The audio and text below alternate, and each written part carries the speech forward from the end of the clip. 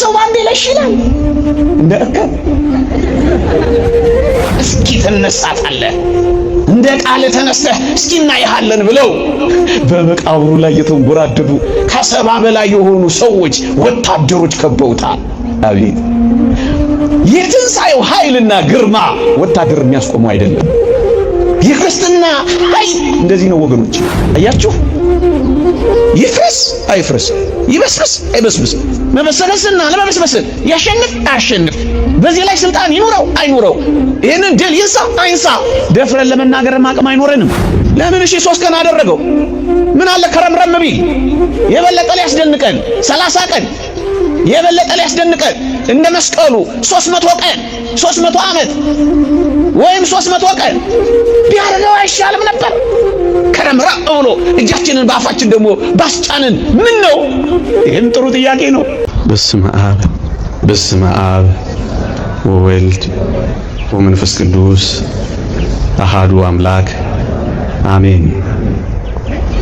ክርስቶስ ተንሥአ እሙታን አሰሮ ለሰይጣን ሰላም ኮነ።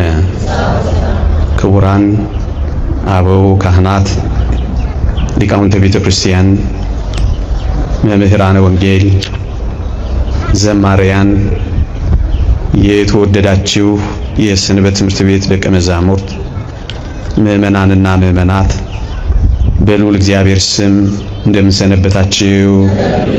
እንደምን አላችሁ? አሜን። በቸርነቱ የጠበቀን በአጸደ መቅደሱ የሰበሰበን እንደ በደላችን እንደ ኃጢአታችን ያልተቆጣጠረን ምሕረቱን ያበዛልን ይህችን ዕለት የጨመረልን በፊቱ መሰብሰብን በመጨከን ቃሉን መናገርና መስማትን የፈቀደልን የአባቶቻችን አምላክ የእኛም አምላክ ልዑል እግዚአብሔር ዘላለማዊ ስሙ የተመሰገነ ይሁን። ለቀደምት አበው ለነቢያት፣ ለቅዱሳን ሐዋርያት፣ ለሐዋርያውያን አበው፣ ለሊቃውንት የገለጸውን ጥበብና ምስጢር ለሁላችንም ይግለጽልን። ከዚህች ዕለት ይልቁንም ከተወደደች ከቅድስት ድንግል ማርያም ከኪዳነ ምሕረት በረከት ረድኤት ለሁላችንም ያሳትፈን። አሜን። ጌታ በእውነት ተነስቷል። በዚህች ምሽት እግዚአብሔር ቢፈቅድ የምንማርበት የትምህርታችን ርዕስ ነው። የሉቃስ ወንጌል ምዕራፍ 23 ከቁጥር 33 እስከ 34 ጌታ በእውነት ተነስቷል፣ ለስምዖንም ታይቷል እያሉ በአንድነት ተሰብስበው አገኟቸው ይላል።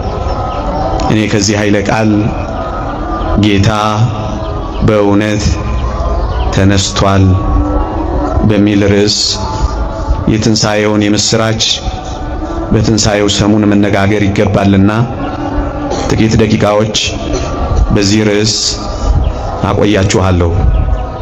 የአባቶቻችን አምላክ የእኛም አምላክ በመካከላችን ተገኝቶ ጥበቡን ምስጢሩን ይግለጽልን። ይልቁንም ስለናንተ ሲል በጎን ቃል እንዲያስተምረን ፈቃዱ ይሁንልን። ጌታ በእውነት ተነስቷል። ትንሣኤ ባይኖር እኔና እናንተ እዚህ ባልተሰበሰብንም ነበረ። ትንሣኤ ባይኖር ባለፉት ሰሞናት በእድሜ ዘመናችንም አፋችን ኮችችላ እስኪመስል ባልጾምንም ነበረ። ትንሣኤ ባይኖር ውርጩን፣ ብርዱን፣ ሐሩሩን፣ ቁሩን፣ ረሃቡን አንችለውም ነበረ። ትንሣኤ ባይኖር ሰማዕታት በእቶን እሳት ውስጥ አይገቡም ነበር። ትንሣኤ ባይኖር በመንኮራኩር መፈጨት እንዴት ይቻል ነበር? ትንሣኤ ባይኖር የመጀመሪያዎቹ ክርስቲያኖች በግበበ ምድር በካታኮምብ እንዴት ይኖሩ ነበር? ትንሣኤ ባይኖር እንዴት አድርጎ የሁሉ ሕዝብ ይህንን አንድ ቃል ቁጭ ብሎ ይሰማ ነበር? ትንሣኤ ባይኖር ቅዱሳን ሐዋርያት እንዴት አድርገው ሰቅጣጭ የሆነውን መከራ ይቀበሉ ነበር? ትንሣኤ ባይኖር እንደ ንስር ክንፍ ከአገር አገር የእግራቸው ሸሆና እስኪነቀል እንዴት ይበሩ ነበር? ትንሣኤ ባይኖር በረሃውን ምድረ በዳውን ለምን ይሞሉት ነበር? ለምን ብለው ባለጸጎች ድሆች ሆኑ? ትንሣኤ ስላለ ነው። ለምን ይመስላችኋል? በጣም አመንዝሮች የነበሩ ንጹሃን የሆኑት ትንሣኤ ስላለ ነው። ምን ቦጣችሁ እናንተ እኔን እዚህ ቆማችሁ የምትሰሙት አንድ መናኛ ሰው የምታደምጡት? የትንሣኤው ኃይል ስላለ ነው። ለምን ሌሊት ቆማላችሁ? ለምን በማለዳ ለቅዳሴ ትገሰግሳላችሁ? ትንሣኤ ስላለ ነው። ለምን መረን አልወጣንም? ለምን ሊል ዘሊል አልሆንም? የትንሣኤው ኃይል ስላለ ነው። ቤተ ክርስቲያን ባላውያን ነገሥታት ፊት ባረማውያን ፊት ለምን ደፈረች? ትንሣኤ ስላለ ነው። አያችሁ፣ የቤተ ክርስቲያን የሕይወቷ ማዕከል ትንሣኤ ነው። እና ትንሣኤ ባይኖር ምን እንሆን ነበር ካላችሁኝ፣ ሐዋርያት በራቸውን ዘግተው ሙሾ ሲያማሹ እንደኖሩት እኛም በራችንን ዘግተን እየነፈረቅን እንኖር ነበር። ቤተ ክርስቲያን በሯን የከፈተችው መቼ ይመስላችኋል? ጌታ በእውነት መነሳቱን ስላወቀች ነው። ለምንድነው በዓለም ፊት የደፈረችው? ለምንድነው በኔሮን ቄሳር መናፈሻ ግቢ ውስጥ ከነ ሕይወቷ የተቃጠለችው? ትንሣኤ ስላለ ነው። ለዚህ ነው ቅዱስ ጳውሎስ አንድ አስደናቂ ቃል የሚናገረው፣ በትንሣኤው ኃይል አምናለሁ፣ በመከራው እካፈላለሁ፣ በሞቱም መስለዋለሁ። ለምን? የትንሣኤው ኃይል። የትንሣኤው ኃይል ጨዋ ያረጋል። የትንሣኤው ኃይል ጭምተኛ ያረጋል። የትንሣኤው ኃይል ንጹሕ ያረጋል። የትንሣኤው ኃይል ዝቅ ያረጋል። የትንሣኤው ኃይል ነው ዓለምን የቀየረው። ስለዚህ ትንሣኤን ማውራት የሚገባ ነው። ጌታ ባይነሳ ኖሮ አሁን እንዳልኳችሁ ደጃችንን ዘግተን ፈሪዎችና ተንቀጥቃጮች እንሆን ነበር። ዓለም ደስ ይለዋል፣ እናንተ ሙሾ ታሟሻላችሁ እንዳላቸው ዓለም ደስ እያለው አሸንፌዋለሁ ብሎ ይጨፍር ነበር። እኛ ግን እያለቀስን እንኖር ነበር። አሁን እኛ እንዘምራለን፣ ዲያብሎስ ይፈራል። እኛ ቀና ቀና ብለናል፣ አጋንንት አፍረዋል። ሰይጣን ዲያብሎስ ቀለሁ እንደወጣ ባሩድ ምንም የማይጠቅም ሆኗል። የትንሣኤውን ኃይል ለሚጠቀሙበት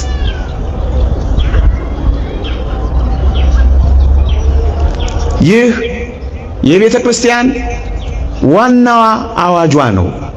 ወገኖቼ ጌታችን በእውነት ስለተነሳ ነው ሁሉንም ነገር በቤተ ክርስቲያን ማድረግ የቻለው። ጌታችን በእውነት ተነስቷል።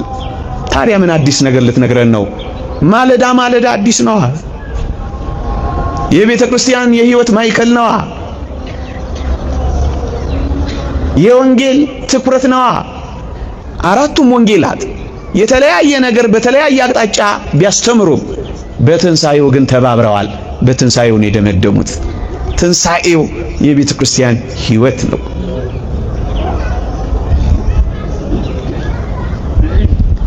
ወገኖቼ ይህንን ትንሣኤ ማንም ሊያስተባብለው ወይም ማንም ውሸት ነው ሊለው እንዳይችል ሆኖ የተዘጋጀ ትንሣኤ ነው እኛ ሁል ጊዜ ክርስቲያኖች የምናወራው። እዩ ክርስቶስ ሞቱን እንኳን በአደባባይ ያደረገው አላፊ አግዳሚ በሚያየው ወዲህ ወዲያ የሚመላለሱ ሰዎች በሚመለከቱት ስፍራ ክርስቶስ በአደባባይ በገበያ ቦታ በበዓላቸው ሰሞን ለምን ይመስላችኋል ሞቱን በአደባባይ ያደረገው? ማለት በስውር በጓዳ ወይም ሰው በማያየው በተርታ ሜዳ ለምን ያላረገው ይመስላችኋል ሞቱን? እይ ወገኖቼ ይህን ያደረገው ስለ ትንሣኤው ነው። ክርስቶስ በመንገድ ላይ ወድቆ ወይም በጓዳ ታሞ ወይም አቃስቶ ማቆ ወይም አስታማሚ ምናምን እያመጣለት አይደለም የሞተው። በአደባባይ ተሰቅሎ ነው የሞተው። ለምን? እዩ ትንሣኤውን በአዋጅ የሚያደርግ ስለሆነ ክርስቶስ ሞቱንም በአዋጅ ያደረገው ለዚህ ነው። ለትንሣኤው ምስክር የሚሆን አሟሟት ነው የሞተው እያልኳችሁ ነው። ምን ማለት መሰላችሁ? ሞቱ በአደባባይ ተፈጽሞ እንኳን አይሁድ ክደዋል፣ ትንሣኤውን አላምን ብለዋል። አሟሟቱን በስውር ቢሆን ኖሮ ትንሣኤውን ላለማመን ምክንያት ያገኙ ነበረ። መሞቱን በምን አውቀን ነው ተነሳ የምንለው ብለው ሰበበኞች በሆኑ ነበረ። እዩ ሞቱን በስውር ቢያደርገው ወይም በድብቅ ሞቶ ተነሳው ቢል ኖሮ ይሙት አይሙት፣ ይቀበር ይደበቅ እኛ በምን እናውቅላችኋለን ይሉን ነበረ።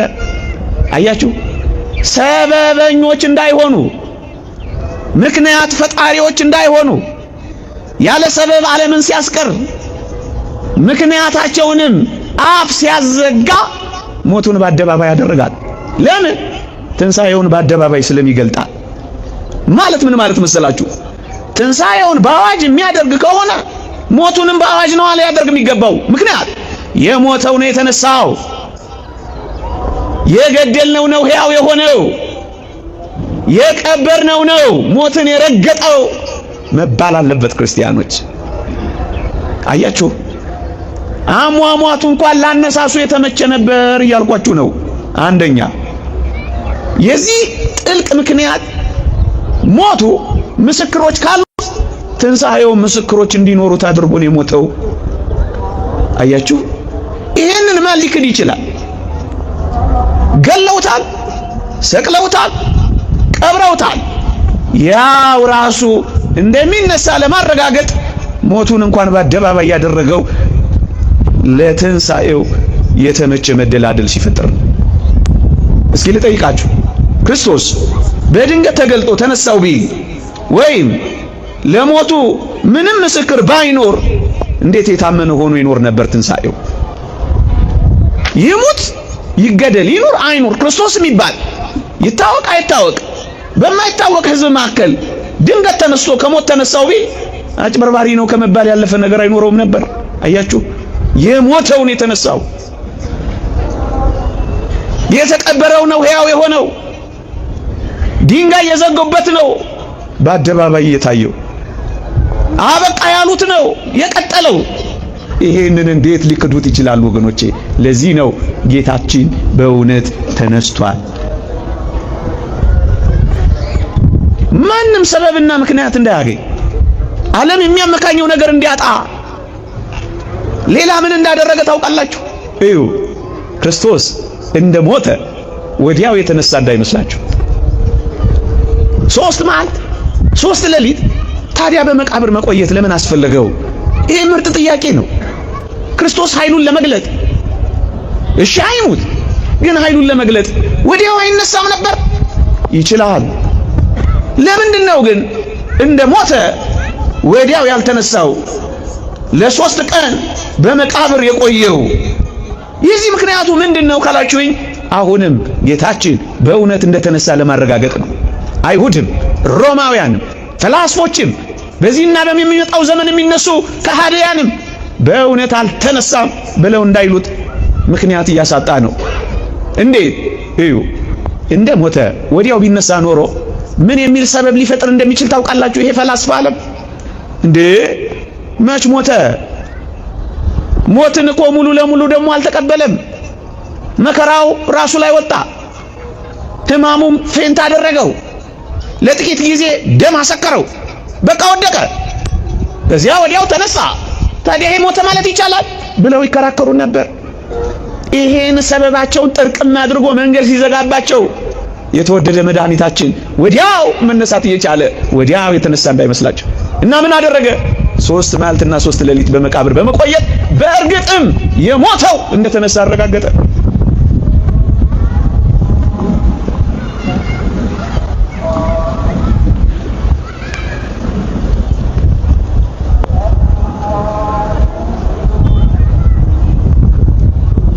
ጌታ በእውነት መነሳቱን ለማሳየት እንደ ሞተ ወዲያው አልተነሳም፣ አልሞተም፣ ወይም ሙሉ ለሙሉ ሞትን አልተቀበለም የሚል ትችትና ነቀፋ የሚያመጣ ዓለም ነውና ይሄንን አፍ ሲያዘጋ ወዲያው አልተነሳም። ወገኖች እሺ ወዲያውስ አይነሳ?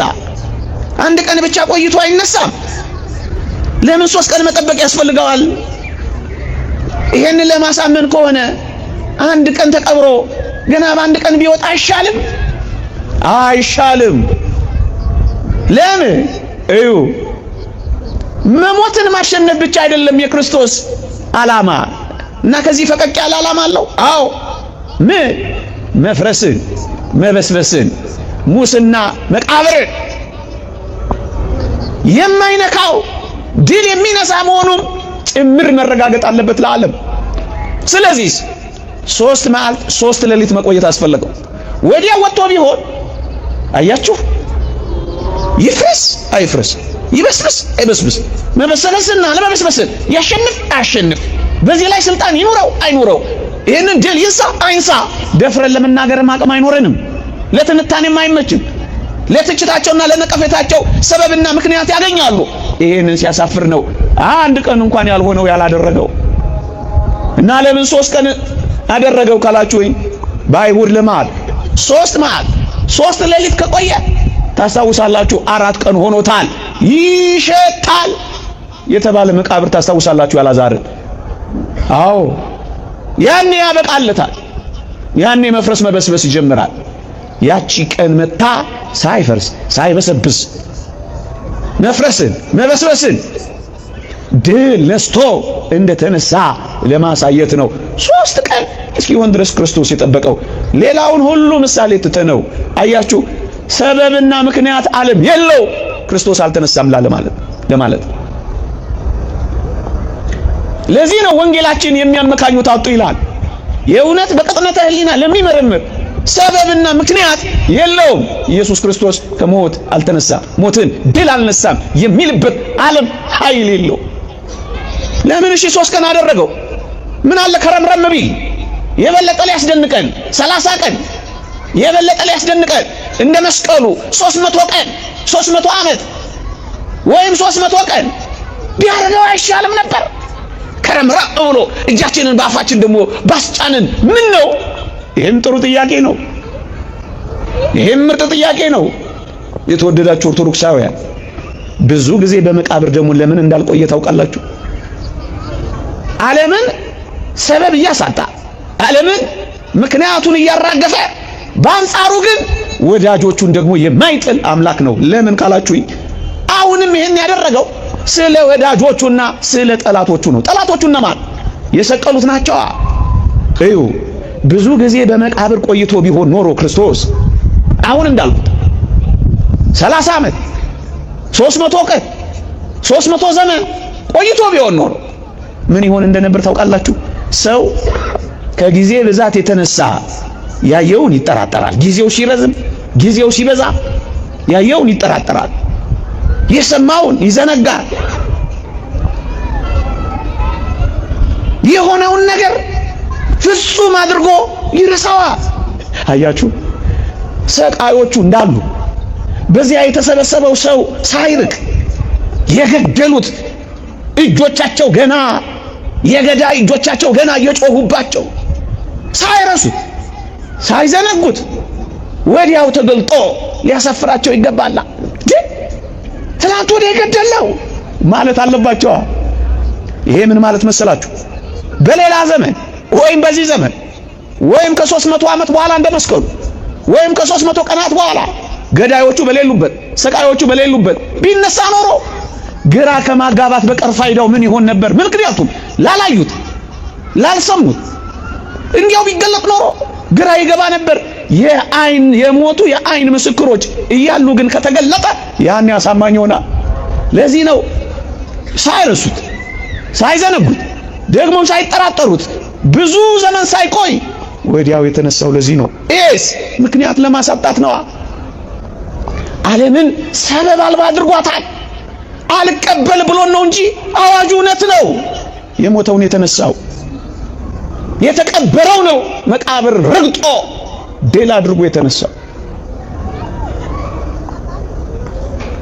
ይሄ ከጠላቶቹ አንፃር ማሰብ የምንችለው፣ ከወዳጆቹ አንፃር እናስብ ካል የተወደዳችሁ ኦርቶዶክሳውያን ወዳጆቹንስ ለምን በሐዘን ይቀጥቅጣቸው? ወገኖቼ ያቺ ጊዜ ምን ያህል ታስፈራ ነበረ። አንበላም ብለው የተቀመጡባት፣ ደጅ ዘግተው ያለቀሱባት፣ በዓለም ፊት የተሸበሩባት፣ ወዳጆቹ በሐዘን የተቀጠቀጡባት፣ እናቱ በእንባ የታጠበችባት ይቺ የመቃብር ጊዜ ብትረዝም ኖሮ አያችሁ፣ ቅድም እንዳልኩት ሐዋርያት ደጃቸው እንደዘጉ አፍረው ተሸማቀው ፈርተው ደንግጠው ታውከው ይኖሩ ነበር።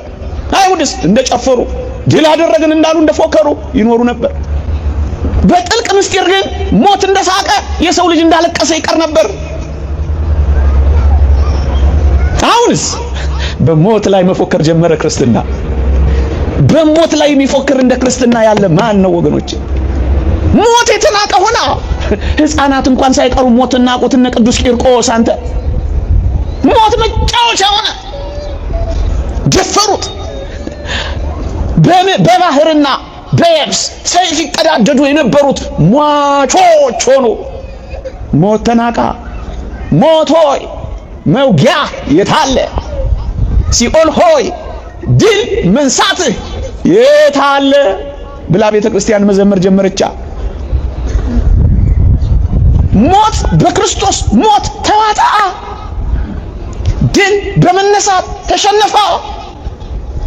ስለዚህ ሞትን በፈቃዳቸው የሚቀበሉ ወደ ሞት ሰገነታቸው ሲሄዱ እልል የሚሉ ክርስቲያኖች መጣ።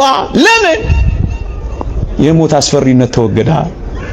የመቃብር ዋጭነት ቀራ። አዲስ ታሪክ ተሰራ። ሞት ለምታውቅ ዓለም፣ መቃብር ላጣጣመች ዓለም ሕይወት ተገለጠ። ይህንን ምን ሰበብ አለው ዓለም ለመካድ? እውነት ነው፣ ጌታችን ተነስቷል። እና ወዳጆቹ ለምን ብዙ ጊዜ በሐዘን ይተዋቸው? ለምን በእንባ ይተዋቸው? ይህማ ጭካኔ አይደለም? ለዚህ ነው በጊዜ ተገልጦ በራቸውን ወጥተው ከፍተው ከሞት ጋር መጋፈጥ ጀመሩ። ብዙ ጊዜ ቢቆይ ግን እግዚአብሔር ጨከነ ያሰኝ ነበር። ሌላስ ምን ምክንያት አለ ካላችሁኝ፣ ብዙ ዘመን ቢቆይ አንዳንድ አዋቂዎች ነን ባይ ሰውነቱን በሌላ ሰውነት ተክቶ የቀየረ እንዳይመስላችሁ፣ በዛው ሰውነት የተነሳ ስጋውን በመቃብር ሳይተው ከዛው ስጋው ጋር ተዋህዶ የከበረ ስጋ ራሱ ይዞ እንደተነሳ ሌላ ስጋ ሌላ ሰውነት እንዳይመስላቸው። እኔ ዳሱኝ የሚላቸው እኮ ለዚህ ነው። እኔ ነኝ የሚላቸው ለዚህ ነው። ይህንን መዘረዝረው ለምን ይመስላችኋል? ማናቆነን ነው ወይስ እንዲያና እንዲህ እያልክ እንጀታችንን ልትበላው ፈልገ ነው እንዳትሉኝ አደራ። አይደለም፣ በፍጹም አይደለም። ይሄ እውነት ነው። እኛ ባናምነው እንኳን እዚህ ያለነው ሰዎች ባንናገረው ባናምነው እንኳን ይሄ አባቶቻችን ያመኑት ብቻ አይደለም የኖሩበት ብቻ አይደለም የሞቱለት ሕይወት ነው። ለትንሣኤው ነው በመግቢያዬ እንዳልኳችሁ ይሄ ሁሉ እንጂ ማን ይሰበሰባል? ማንም እዚህ ዞር ብሎም ድርሽ ብሎም አይመጣም ነበር። ጌታችን በእውነት ስለተነሳ። የተወደዳችሁ ኦርቶዶክሳውያን ይሄን እንደ መግቢያ ያዙና ሌሎች እነዚህን የሚያጠናክሩ ጥቂት የትንሣኤውን እውነት የሚያረጋግጡ አንዳንድ ቁም ነገሮችን